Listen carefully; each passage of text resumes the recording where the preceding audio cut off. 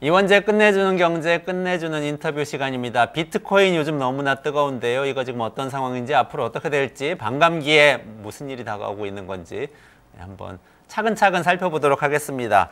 김외현 비인크립토 한국일본 리드님 모셨습니다. 안녕하세요. 안녕하십니까. 네. 한겨레 신문 기자도 하셨고, 네. 네. 그리고 이전 정부 때 청와대에서도 일하셨었죠. 네, 뭐 잠깐이지만. 네.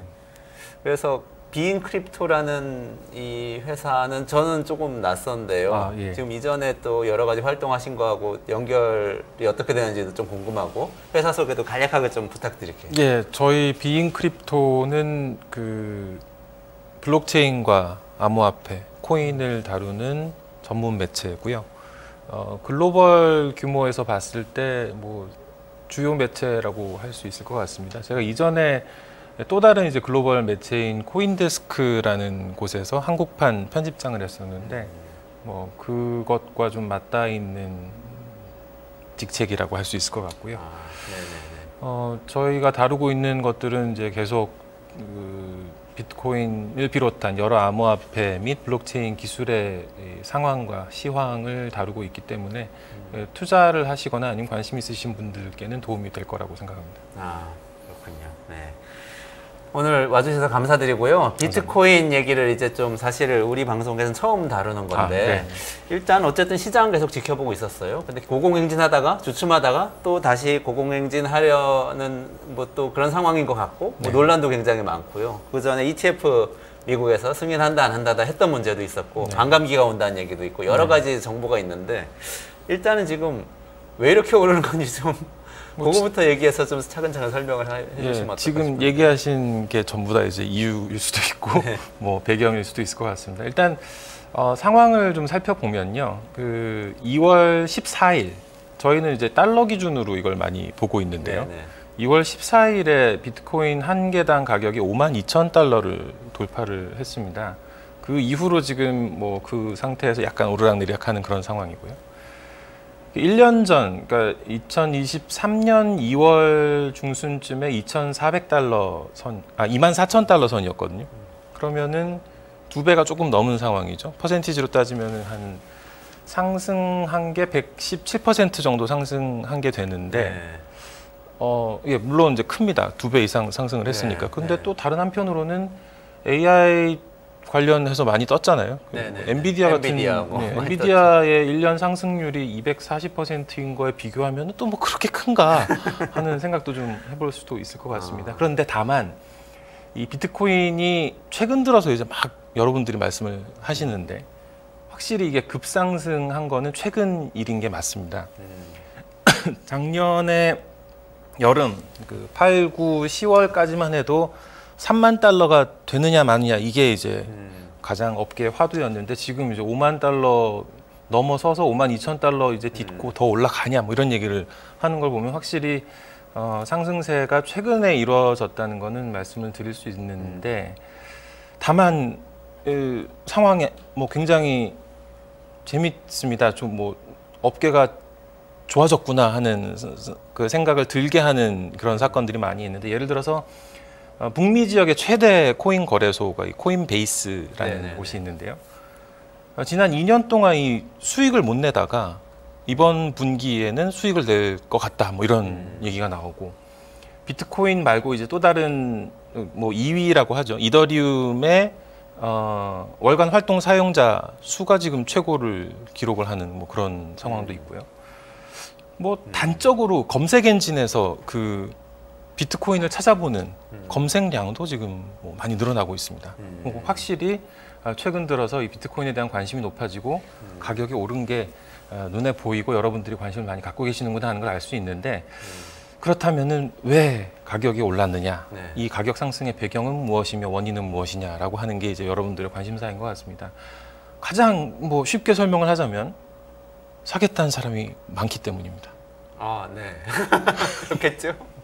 사겠다는 사람보다 사겠다는 사람이 많을 때 가격이 오르니까. 사겠다는 사람이 많아진 배경에 이제 여러 가지가 있을 수 있는데, 왜 사겠다는 사람이 많아졌냐? 이제 가장 많은 사람들이 꼽고 있는 이유가 이제 아까 진행자께서도 말씀하셨던 미국의 그 비트코인 현물 ETF 승인을 들 수 있을 것 같습니다. 1월 10일에 미국의 그 증권 당국인 증권거래위원회가 SEC라고 하죠. 11개를 승인을 했고 10개가 그 다음 날 바로 상장이 됐습니다. 그 승인된 지 지금 한 5주 정도 됐는데요. 네. 5주 만에 지금 유입된 자금이 50억 달러. 어마어마하죠. 50억 달러면 5조, 6조, 그렇죠. 7조 원 되는 그렇죠. 돈이네요. 근데 네. 그 좀 비교를 해볼 필요가 있는 거는 금 ETF가 있습니다. ETF가 됐기 때문에 뭐가 가격이 올랐다. 그러면 이걸 뭐 옛날에 어떤 사례가 있었냐 이렇게 좀 볼 필요가 있는데 금 ETF가 2004년에 처음 출시가 됐습니다. 금 ETF에 50억 달러가 들어가기까지는 2년이 걸렸습니다. 비트코인 5주 만에 그게 된 겁니다. 금 ETF는 2년 만에 50억 달러가 유입이 됐고 8년 동안 꾸준히 금 가격이 오르는 그런 동력이 됐다고 보통 해석을 합니다. 그러면은 비트코인도 이렇게 좀 이제 생각을 해볼 수가 있죠. 그리고 금 가격이 그 8년 동안 한 4배가 뛰었거든요. 그럼 비트코인은 얼마나 뛸 것이냐? 뭐 모르지만은 오르지 않을까 하는 생각을 하는 사람들이 많아지니까 아까 말씀드렸던 대로 사려는 사람이 많아지겠죠. 4배가 뛸 거니까 미리 사놓자고 해서 4배가 먼저 뛰어버리는 상황이 올 수도 있겠다 이런 생각이 좀 시장 논리에 정통하신 것 같습니다. 그런데 이제 그 자산운용사들이 지금 ETF를 신청해서 승인을 받아서 상장을 시킨 상태인데 그러면 여기에 이제 투자를 할 거냐 말 거냐는 투자자문사들이 투자자들한테 권하면서 이게 이루어지는 작업이지 않습니까? 그러면은 투자자문사들의 현 단계는 아마도 추정컨대 이 금 ETF를 검토를 하고 있지 않을까, 상품화하기 위해서. 그렇다면은 시간이 가면은 자금 유입이 더 이루어질 가능성이 있다고도 볼 수 있겠죠. 그건 기관 자금이 되는 거죠. 그렇죠. 이게 그러니까 그 ETF의 특징이 뭐 금 ETF 다 많이 아실 거라고 생각을 하는데 금 ETF 처음 나왔을 때 상황을 뭐 기억을 하실 것 같습니다만은 금을 직접 갖고 있지 않고도 금에 투자할 수 있다. 이게 이제 가장 최대 장점으로 이제 홍보가 됐었지 않습니까? 다만 이제 그 ETF를 운영하는 회사들은 금을 갖고 있고 대신에 고객들의 자금을 받아서 이걸 투자하는 뭐 이런 그 지수로 투자하는 그런 형태였는데 비트코인도 똑같은 형태거든요. 비트코인을 직접 갖고 있지 않아도 자금을 투자할 수 있기 때문에 그동안 이제 뭐 직접 자산화하고 싶어 하지 않았던 그걸 좀 꺼리고 있었던 기관 같은 경우에 투자할 수 있는 길이 열린 거 아니냐. 그렇다면은 기관 자금이 이 비트코인 시장에 들어온다. 그러면은 이건 큰 호재가 될 수 있겠다라는 심리가 있다고 봐야겠죠. 그런 호재가 있으니까 미리 사놓자고 하면서 그게 몰리니까 단기간에 굉장히 많은 상승이 일어났을 수도 있겠다는 분석도 가능하겠네요. 네. 그 우리나라 금융당국에서는 처음에 미국에서 이 현물 ETF 승인 났을 때 우리는 승인 계획 없고 그렇다고 얘기를 하는 거 제가 기사에서 봤어요. 맞습니다. 그리고 그러는 바람에 그 전에 이제 이번에 이제 승인이 난 거는 현물 ETF인데요. 이제 선물 ETF는 그 전부터 운영이 되고 있었습니다. 선물 ETF는 국내에도 들어와 있었고 국내에서 이제 그 상품들을 통해서 미국의 선물 ETF를 ETF에 투자하는 그런 상품이 있었는데 그것도 지금 중단이 된 상태입니다. 당국에서 그런 반응을 보이는 바람에 일어난 현상이라고밖에 볼 수 없는데 어쨌든 뭐 그 문제는 사실 앞으로 좀 두고 봐야 될 것 같습니다. 정치권에서 계속 지금 총선 앞두고 ETF를 현물 ETF 투자를 허용하는 방향으로 이야기가 나오고 있기 때문에 그건 좀 봐야 될 것 같은데 우선 가격 상승 얘기를 좀 조금만 더 해볼게요. 아까 말씀하셨던 거 한 가지만 더 짚고 넘어가면은 사람들이 사려는 배경이 일단 현물 ETF 승인 이후라는 상황이 있었고 또 한 가지는 아까 말씀하신 반감기입니다. 비트코인은 반감기라는 게 있습니다. 아마 이제 그거 이제 설명을 해주셔야 될 것 같아요. 다양한 청취자들이 계시니까. 예, 뭐 아시는 분들은 너무 잘 아실 것 같은데 지금 반감기가 예정된 거는 4월 말 한 20 며칠이 될 것 같고요.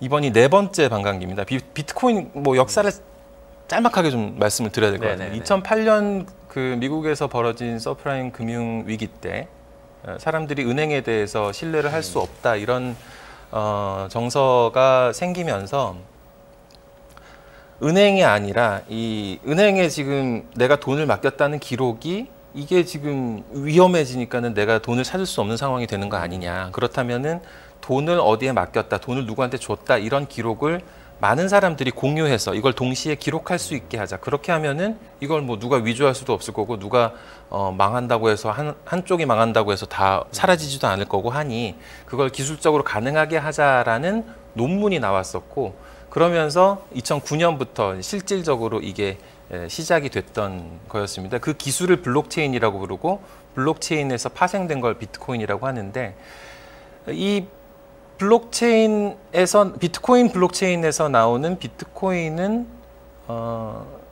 인플레이션 방지를 위해서 총량을 정해놨어요.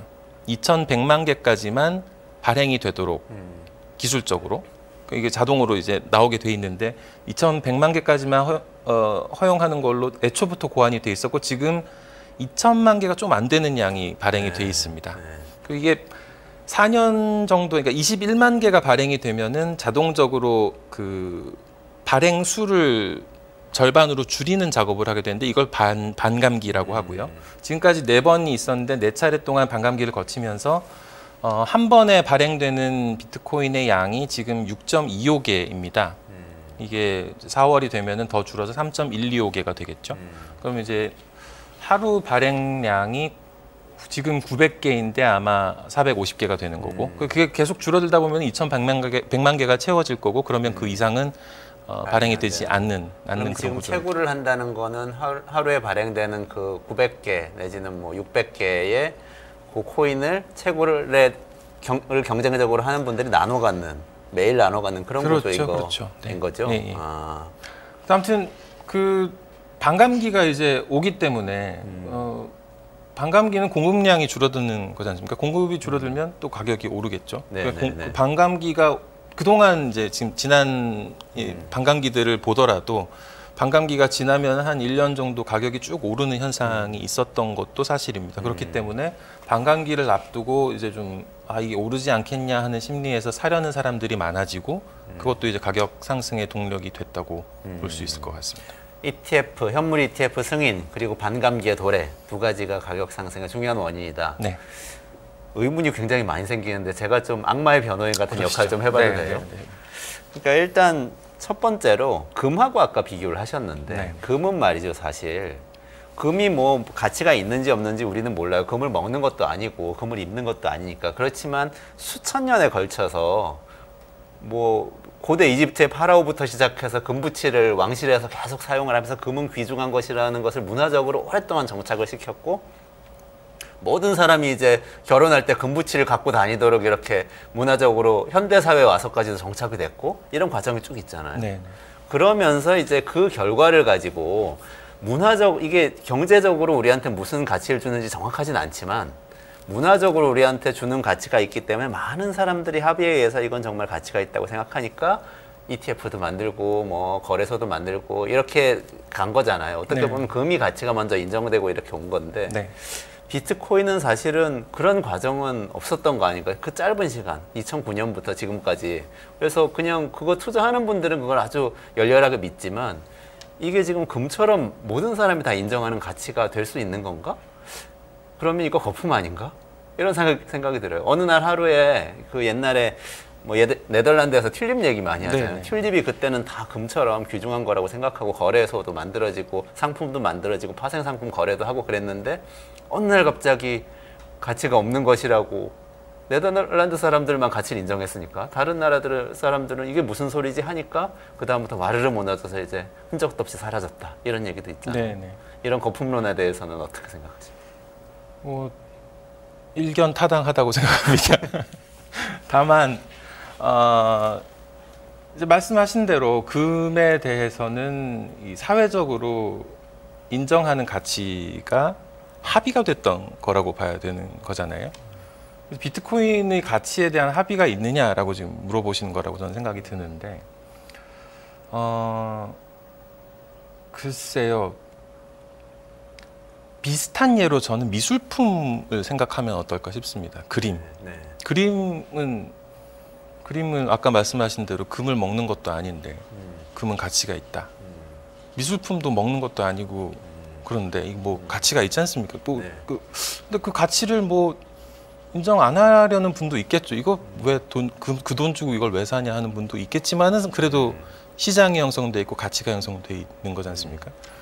그렇게 보면 비트코인은 미술처럼 이런 어떤 고유한 건 없을지 모르겠습니다. 하지만은 좀 표준화된 규격화된 미술품이라고 본다면 조금 이해가 쉬워지지 않을까 하는 생각이 듭니다.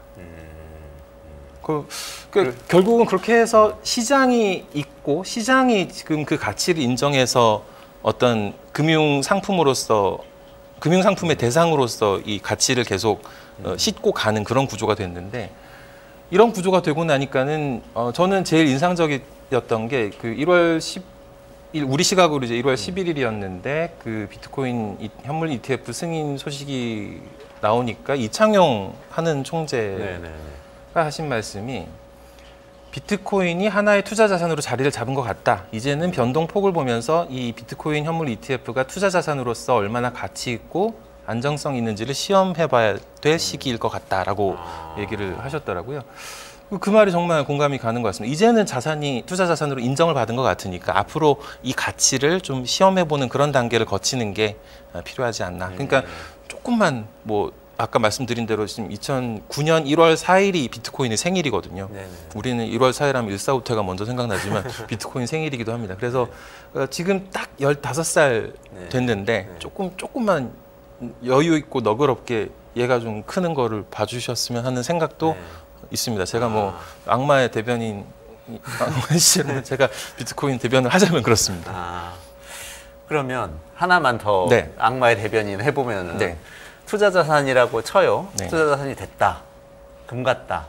근데 금하고 비트코인은 원래 아까 설명하신 걸로 따지면 출발점이 다르잖아요. 금은 그냥 사람들이 많이 쓰고 왕족들이 좋아하니까 뭐 좋은 건가 보다 하면서 이제 형성되어 온 그런 것이지만 비트코인은 이걸로 세상을 변화시키겠다 이런 거 아닙니까? 그 2008년 글로벌 금융위기 이후에 은행들이 정말 투자은행들이 말도 안 되는 이 거품을 만들어 놓고 자기들은 또 나중에 다 보상을 받고 자기들은 또 돈, 연봉, 보너스 다 챙기고 은행가들이 그런 걸 보면서 이래서는 안 되겠고 이거는 거대한 사기극이나 마찬가지이기 때문에 사토시 나카모토라는 사람이 이 소나기에서 벗어나는 어떻게 보면 해방된 화폐를 만들자.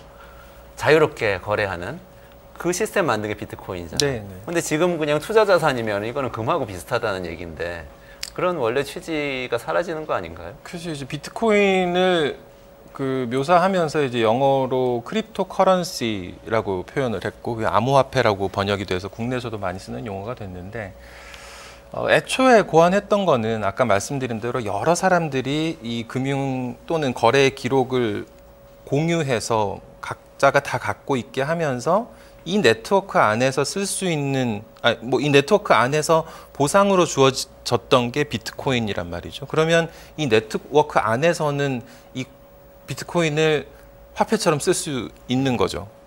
뭐 우리가 흔히 보는 포인트하고 뭐 다르지 않을 수도 있습니다. 그런데 이 비트코인의 가격이라는 거는 사실 이 네트워크에 대한 신뢰의 가격인 것 같아요. 요 네트워크가 얼마나 탄탄하며 여기에 얼마나 많은 사람들이 들어올 걸로 믿느냐 하는 가격이기 때문에 그 가격이 형성돼 있는 거고 그걸 그래서 사고 파는 거지. 말씀하셨던 대로 이게 진짜 사토시 나카모토의 꿈대로 이게 정말로 글로벌하게 쓰일 수 있는 화폐로서 기능을 하게 됐다면 우리는 이거를 가격이라고 안 부르고 환율이라고 부를 겁니다. 그렇겠네요. 그래서 이게 이미 그 가격이라는 게 형성될 때부터 우리는 어쩌면 이거를 화폐로 보기보다는 하나의 상품 비슷하게 봤던 거 아닌가 하는 그런 생각을 갖게 되는데 사실 뭐 시간이 지금 그렇게 길지 않아서 제가 더 자세한 설명을 드리지 못하는 게 좀 아쉽긴 한데 이게 답변이 됐는지 모르겠습니다. 아니 충분히 이제 말씀은 들었고 그냥 계속 생각나는 게 제가 2013년에 비트코인 관련된 책 추천사를 썼거든요. 아마 국내에서 처음 나온 책 중에 하나였어요. 김진화 대표라고 되게 전문가 지금도 뭐 활동하시는 것 같은데 거기에 썼던 사례들이 생각이 나서 예를 들면 그 어떤 개발도상국에 민주주의 운동을 하는 운동가들이 도저히 이렇게 물자를 조달할 방법이 없어서 독재 정권하고 네. 싸워야 되는데 네. 근데 비트코인을 통해서 자본을 조달을 받을 수도 있다. 외국의 민주주의 활동가들에게 기부받는 방법으로. 또 여성인권 탄압받는 어떤 뭐 종교적인 이슬람 극단적인 국가에서 그런 여성들이 창업할 수 있도록 비트코인으로 돈을 보내줄 수도 있다. 이런 얘기들이 이제 기억이 나서 그런 기능은 지금 안 하고 있는 건가요? 근데 이제 그게 조금 이제 똑같은 얘기인데 사실 서사 구조는 똑같은데 각도가 변해서 하마스가 무기 개발하는 자금을 코인으로 조달했다던가 뭐 이런 식으로 네. 뭐 후원 받았다던가 네. 뭐 그런 식의 뉴스가 나오는데 사실 똑같은 얘기거든요, 그게. 그러네요. 근데 사실 이 화폐에 도전을 했고 그런 가치의 전달 수단으로 익명화된 가치의 전달 수단으로 쓰려던 그런 작업들이 있었기 때문에 각국 정부가 여러 나라의 정부가 그리고 국제 사회가 이걸 제재하는 쪽으로 많이 노력을 했던 거는 사실인 것 같습니다. 예를 들어서 실명화하려고 하고 이름 안 보이는 거래는 최대한 배제하려고 하고 은행들이 누가 누구의 코인을 주고받았는지에 대한 기록을 보관하도록 하고 이런 식의 작업들이 지금 이루어지고 있는 거는 그런 각국 정부와 국제사회의 노력 때문인데 글쎄요. 이게 아직까지는 결론이 나진 않은 것 같아요. 네. 하지만 국제사회와 정부 입장에서는 사실 화폐 통화 질서라는 거를 유지를 하고 싶은 게 당연한 거고 거기에 도전하려는 세력이 지금 이걸 얼마나 적극적으로 이용하는지 모르겠는데 다만 각국 정부와 국제사회가 이걸 안전한 제도권으로 들여오기 위한 노력을 계속 했기 때문에 지금 이번에 ETF 같은 이런 상품도 만들어질 수 있었던 거거든요. 그럼 이제 투자자 입장에서 뭐 그냥 아까 말씀하신 제3세계의 어떤 운동가가 아니라 투자자 입장에서는 어느 쪽을 택해야 될까요? 그런 면에서는 네. 좀 이제 네. 이 제도화되는 쪽이 조금 더 안전하게 느껴지는 더 면이 유리하고 있고 안전하겠네요. 그러면은 애초에 이상을 계속 생각하기에는 좀 멀리 온 거 아닌가 하는 생각도 좀 들죠.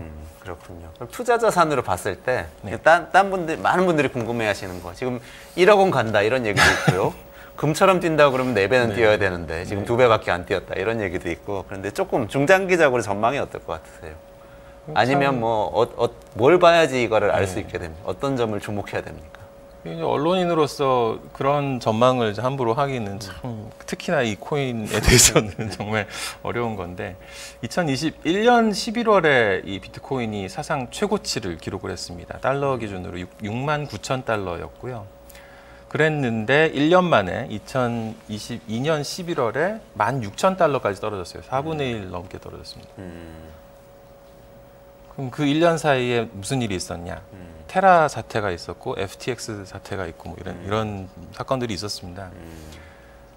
조금 더 뒤로 가보면은 코로나 기간에 이 아까 저 최고점이라는 게 2021년 11월이면 코로나 기간이잖아요. 그럼 코로나 기간은 계속 그렇게 올랐었냐? 아닙니다. 코로나 초기에 2020년 4월이었던 것 같은데 그때 일시적으로 3, 4천 달러까지 떨어졌었어요.